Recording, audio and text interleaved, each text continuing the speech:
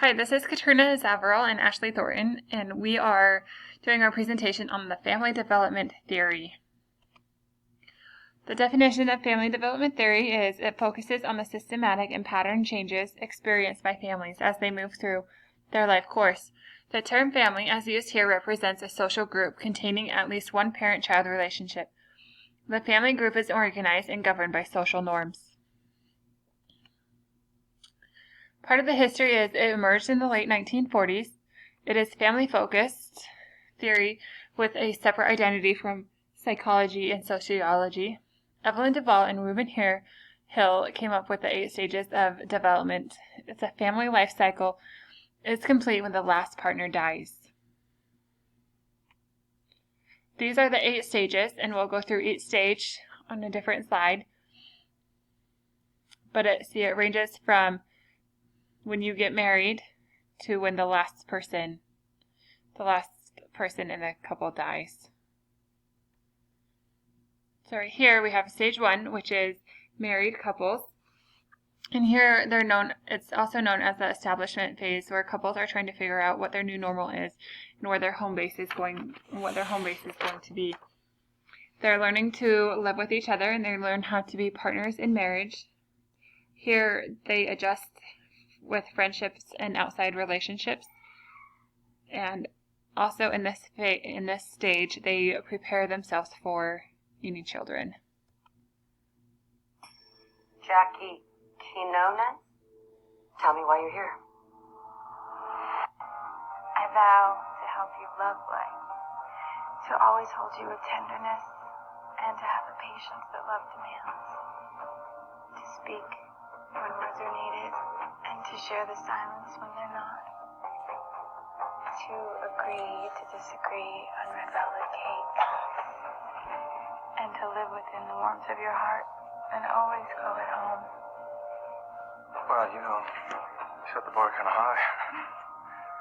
Did you rate your vows on the menu? Yeah? Why?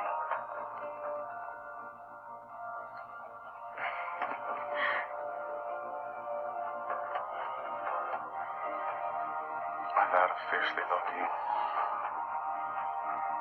in all your forms, now and forever. I promise to never forget that this is a once-in-a-lifetime love. And to always know in the deepest part of my soul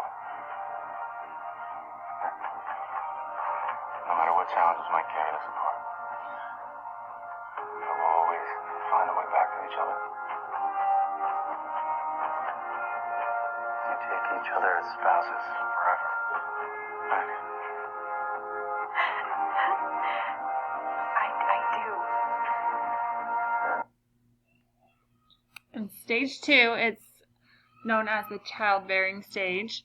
This is where the couple adjusts to infants in the home, and they are trying to find a new normal with one another and their new baby or babies.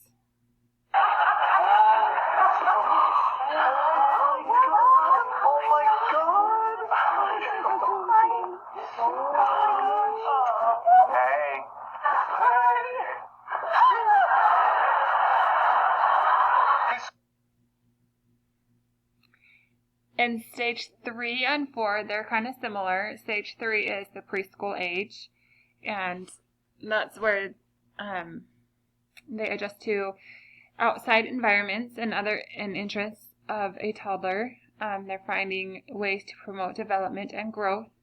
They're learning how to parent a preschooler, and they're finding time to be alone as parents. And stage 4 is the school-age children, and they're putting their trust in their child's teachers during the day, and they also are learning outside recreational activities.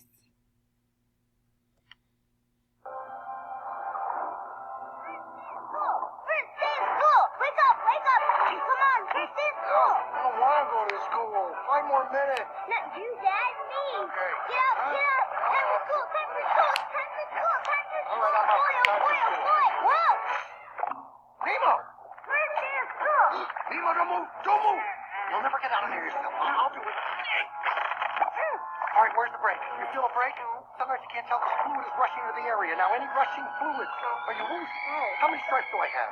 Fine. Answer the stripe question. 3. No! See, something's wrong with you. I have 1, 2, 3. That's all I have.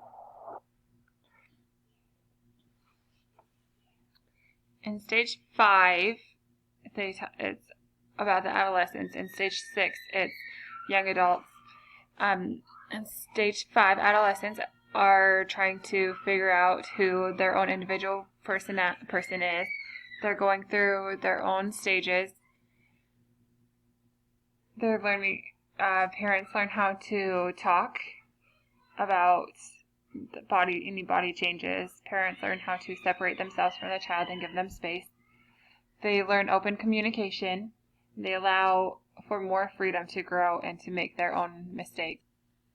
Stage 6 is known as the launching stage, and that has to do with the young adults, and this starts when the first child leaves home, and it ends when the last child leaves. Families will experience contractions with the loss of each child.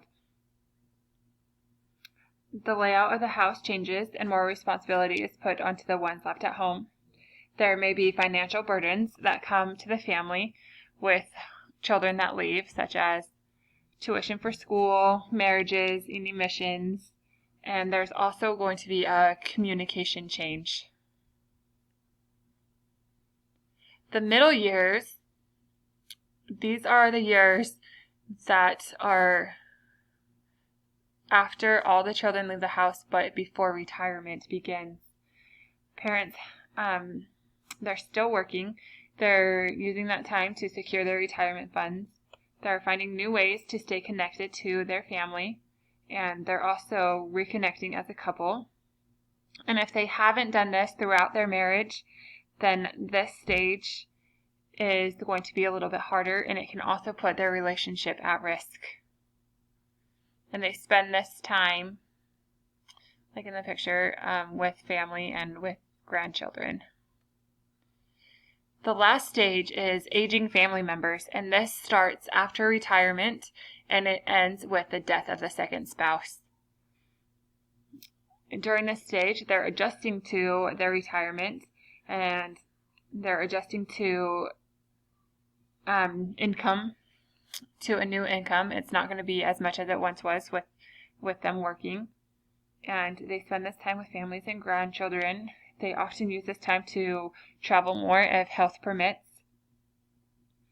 They also may move houses and places to live. They might move from a childhood house to a smaller home, or they might move into retirement homes or nursing facilities. They also may move in with a child, and this is when, for most people, when physical limitations that come with old age. Some of the assumptions are families change over time. Transitions from one stage to the next occur to the individuals changing in their roles of family. Tasks are associated with each stage. Institutional norms regulate family behavior. Development is reciprocal. And families must be viewed on multiple levels of analysis, and they also must be viewed over time to understand their full effect. Some critiques in family development theory is it's based on a two-parent heterosexual nuclear family. The assumptions were all questioned. They put families and couples at a disadvantage if they didn't have children. They were descriptive and not heuristic. They had little predictive power. They also failed to include family identities such as race, social, economic status, ethnicity, and family structure.